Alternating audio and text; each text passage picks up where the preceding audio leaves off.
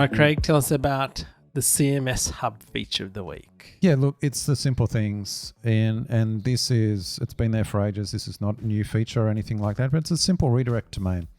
So listeners might be aware that when you set up a website or a domain on HubSpot, you can have various options. Could be the primary one, can be secondary, you can have an email sending, and then there's this redirect domain. What is this? Well, what it means is you can control other URLs or domains that you might own so that if traffic goes to them, it just redirects into one of your sites. I'll give you an example because often it's redirecting the non-www versions to the www versions because, as you know, HubSpot just has www. There's brand protection domains or other countries. So here's an example. We've got a new site called ZenCreate. It's on www.zencreate.com. And yet here we've got 3 other domains. One is the clean, the non-www. We redirect that. Above that, we've got the .au version because we've put that version of domain. And then the other one is just a common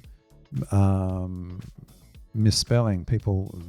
Years ago, I decided Zen was a good name and spelt it with an X, and it's just been, I don't know, one of those decisions you think are good at the time, but you're always having to spell it. So we often buy the Z versions, ZEN versions of our domains and then just redirect them in for brand protection and to help people. So there's an example. They're all redirect domains, easy to set up in HubSpot.